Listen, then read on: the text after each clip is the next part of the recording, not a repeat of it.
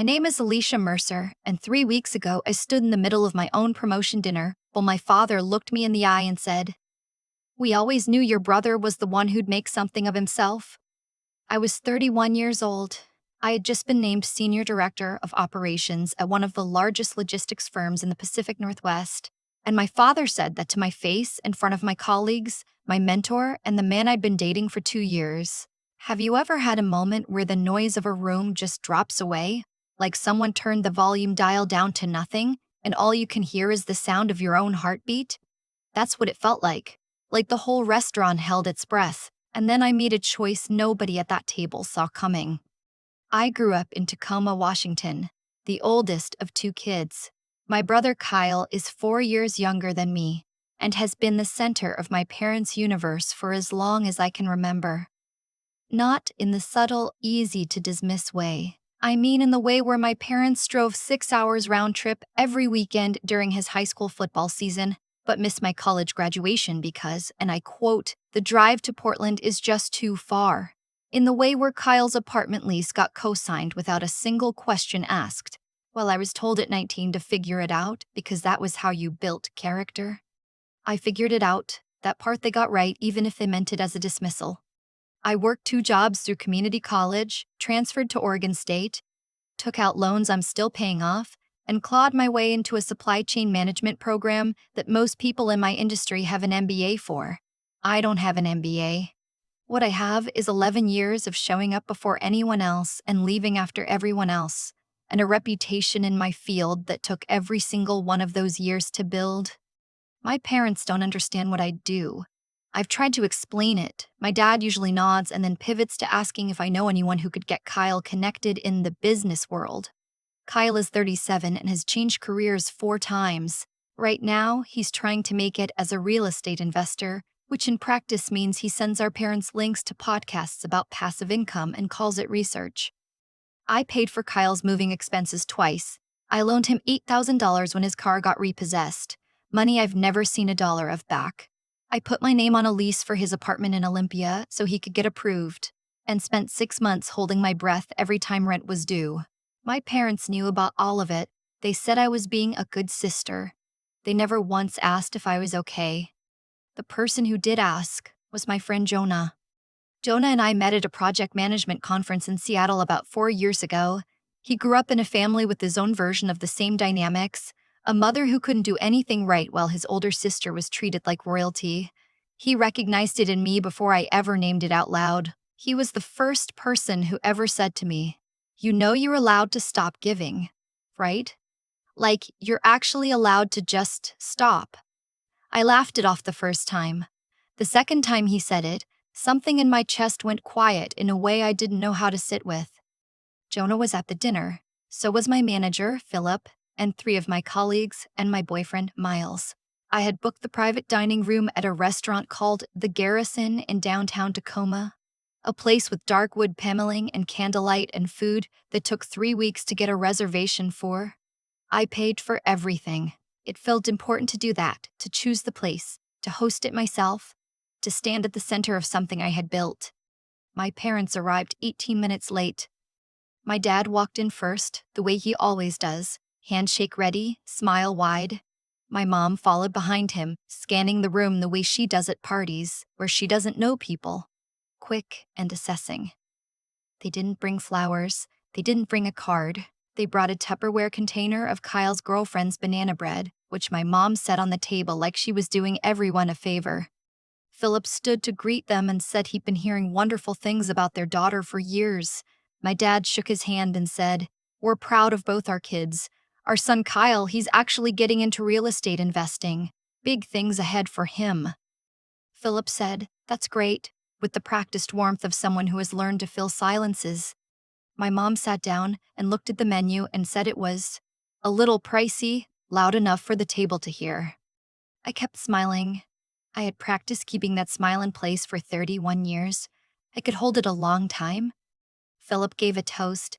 He talked about the way I had restructured our regional distribution network 18 months ago and saved the company close to $4 million in annual overhead. He talked about how I handled the supply chain disruptions during a vendor collapse 2 years back without a single client contract being lost. He said I was, and I remember this exactly, the kind of leader who makes everyone around her better without ever needing the credit.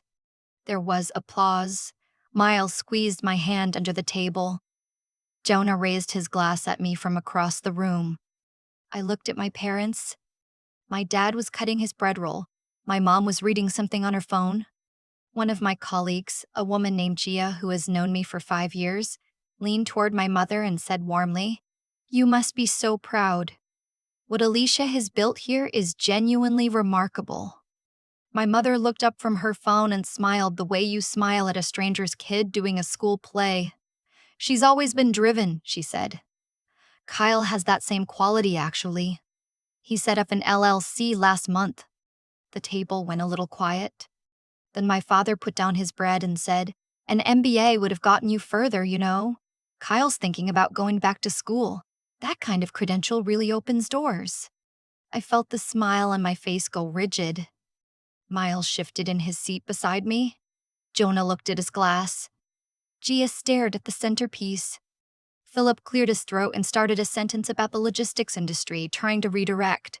My father talked over him. He wasn't trying to be cruel. That's the part that took me the longest to understand. He genuinely believed he was contributing something helpful. The way people who have never learned to read a room believe they're making conversation. Then my mom set down her phone and said it. Casual. Like a thought she'd been holding and just decided to release. "I'm sure it's a fine position, sweetheart. But you know your father and I always thought Kyle would be the one who'd make something of himself. He has that energy, that drive. You've always been more of a steady worker." I want to tell you that I stayed composed for a long time after that. I want to say I took a breath and responded thoughtfully. But the truth is something shifted in me very fast, like a door that had been held shut with one hand finally getting pushed from the other side. I set my fork down on the plate and the sound of it cutting through the silence felt impossibly loud. "I'd like to understand something," I said. My voice was steady in the way that things are steady right before they aren't. "You drove 11 hours to Kyle's last real estate seminar in Phoenix. You co-signed his lease, paid a security deposit, and when the repo company came for his car, you called me to cover it." I did. $8,000. Do you know how long it took me to save that? My mother opened her mouth. "I'm not finished," I said, and she closed it. "I have restructured a regional supply network that employs over 400 people. My name is in a trade industry profile that over 6,000 people read. I paid for this dinner, this room, every glass of wine on this table, and you just sat there while my manager praised me and waited for a pause in the conversation so you could tell him about Kyle's LLC? My father's face had gone that particular shade of red I remembered from childhood arguments. "Alicia," he said my name the way he used to say it when I was 12 and talking back. Warning register. "You're making a scene." "No," I said. "I'm making a point. There's a difference." My mom reached across the table toward me. "We've always loved you the same. We just think Kyle needs a little more support right now because—" "He's always needed more support," I said. "That's been the whole arrangement, and I've always been the one providing it while you watched and called it family." My father stood up, not quickly, deliberately. The way he stands up in arguments when he wants to signal that he's done considering your perspective.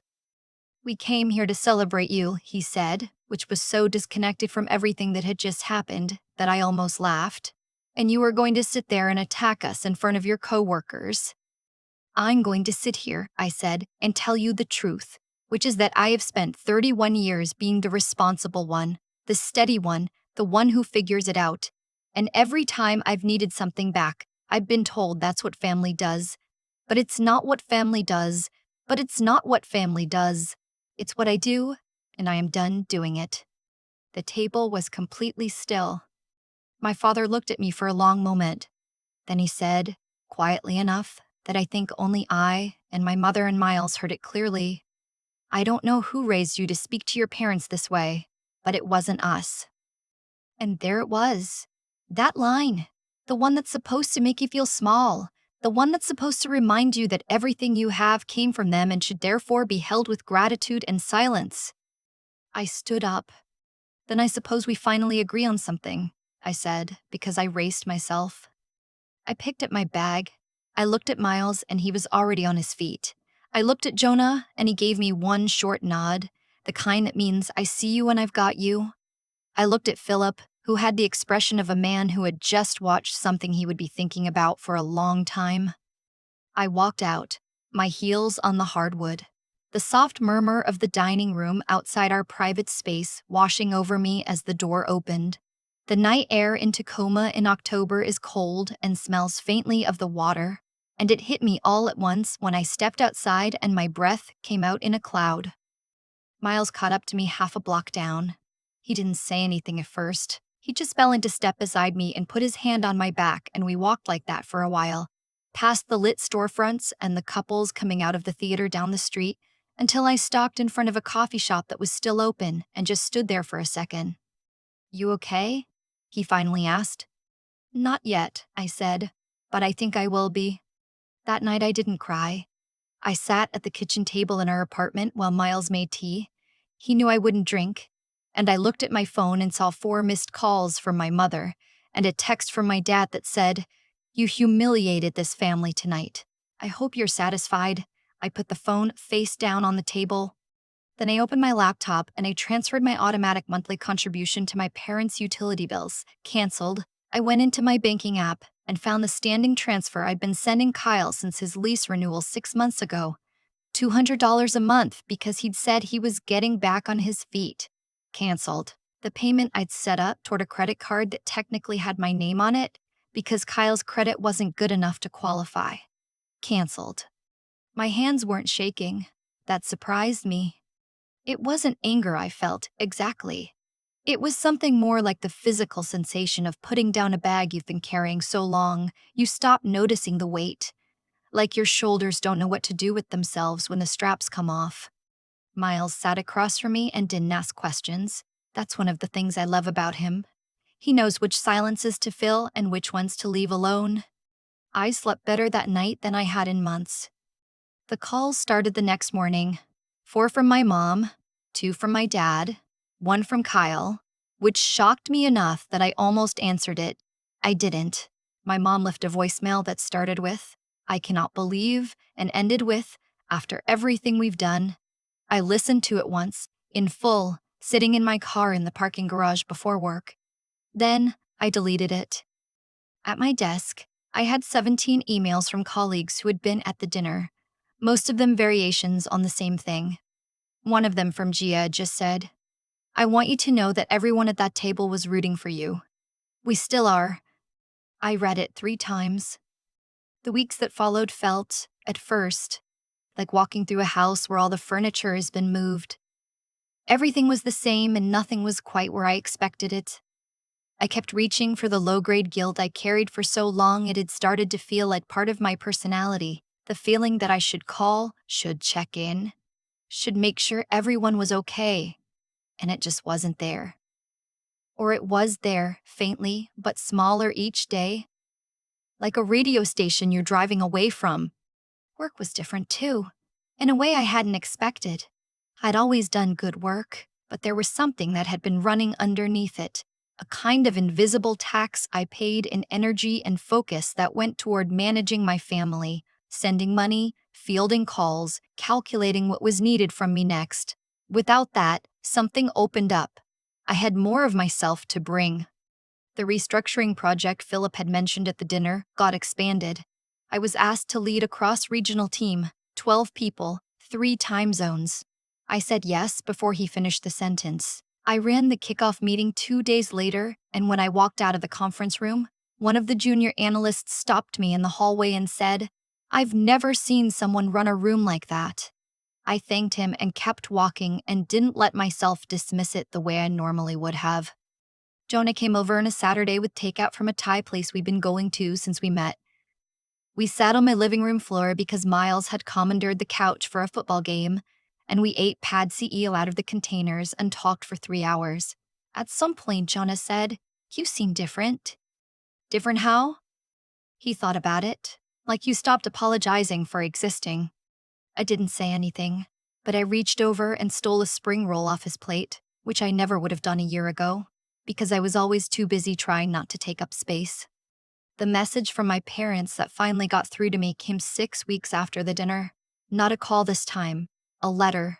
Actual paper, my mother's handwriting, sent to the address she must have gotten from my aunt. She hadn't asked me for it.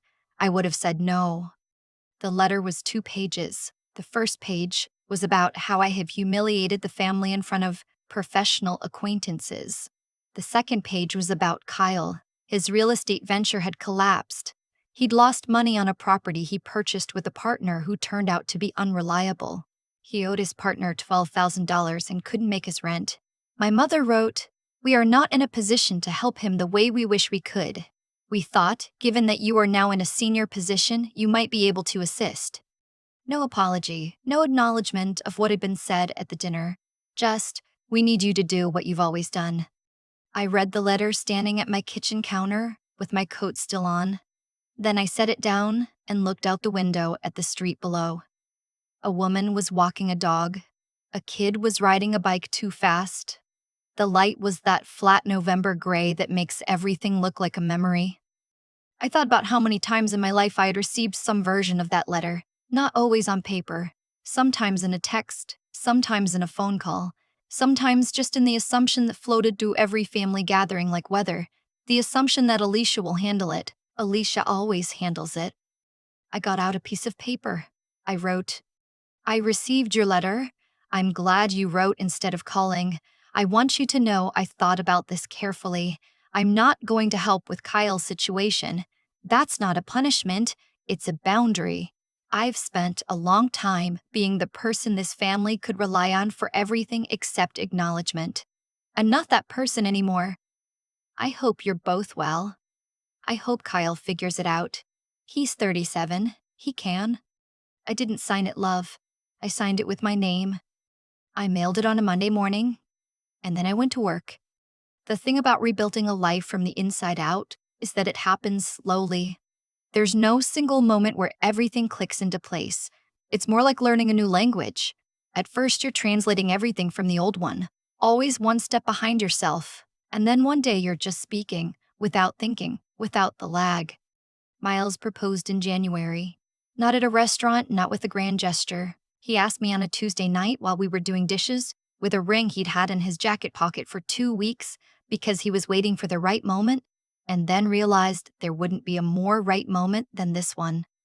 The ordinary Tuesday of our life together. I said yes before he finished the question. We didn't tell my parents.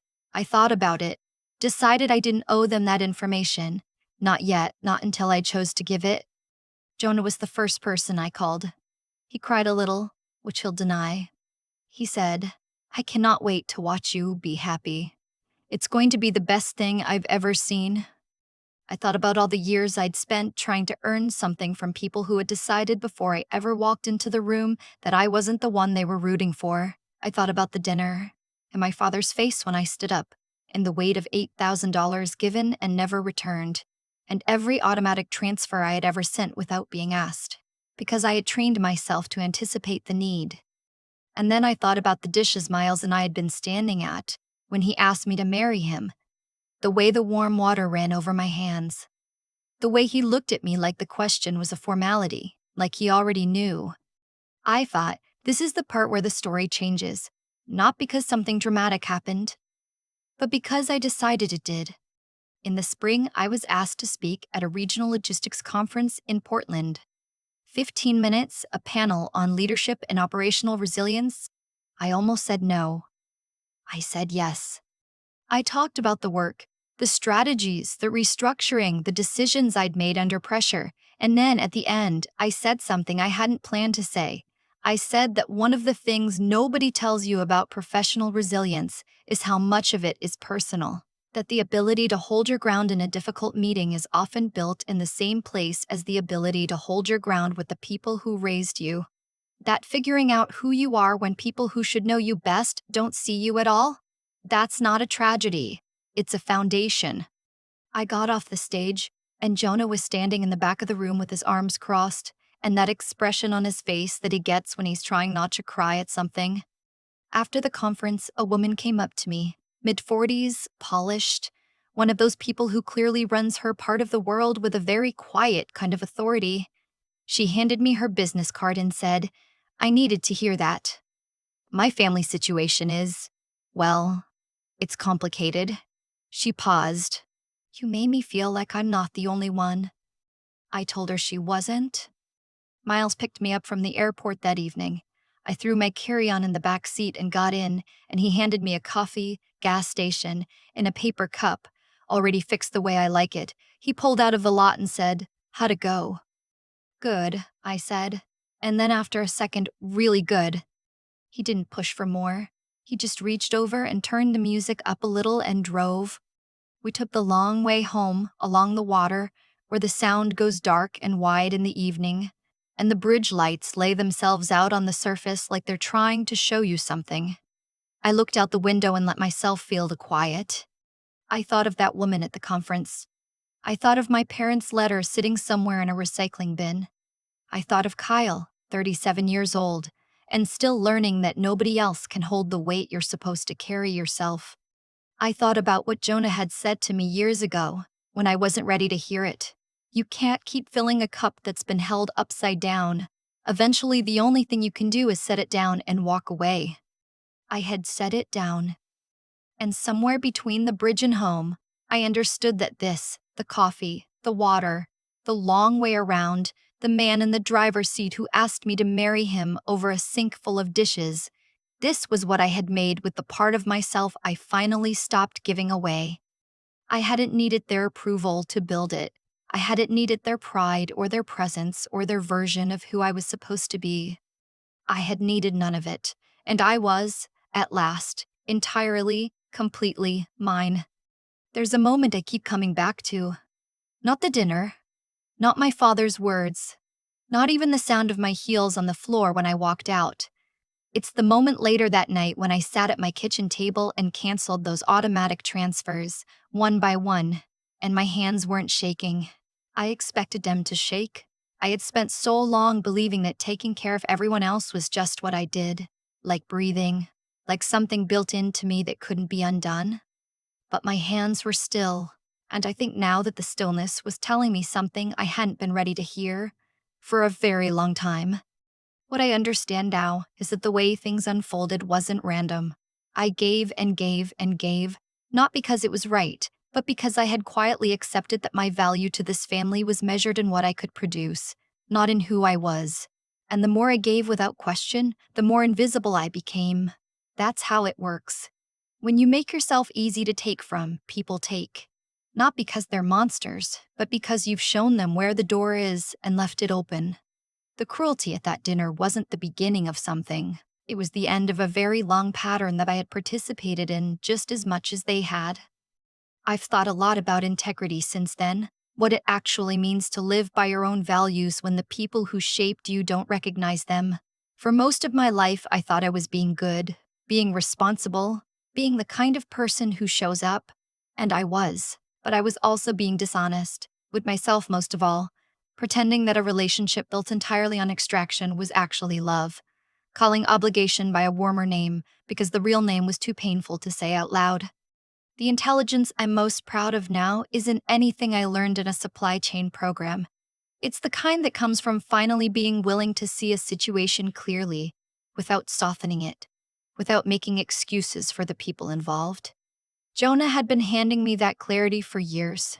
I just wasn't ready to take it. Understanding doesn't always arrive when you need it.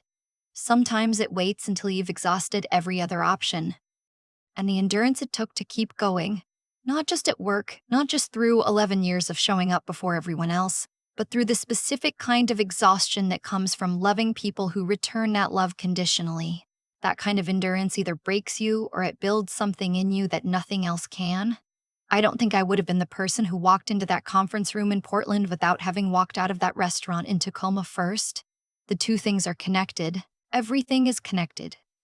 Miles asked me once, early on, what I wanted my life to actually look like. Not what I was working toward, not what I owed anyone. What I wanted. I didn't have an answer. I had never been asked. I think that's the thing I want most for anyone who recognizes themselves in this story. Not the promotion, Not the clean break, not even the quiet apartment with the hardwood floors. Just that question, and the permission to answer it honestly. I am not the daughter they wanted. I am something they didn't expect. A woman who figured out, a little late but not too late, that the life she was building for everyone else could be rebuilt entirely for herself.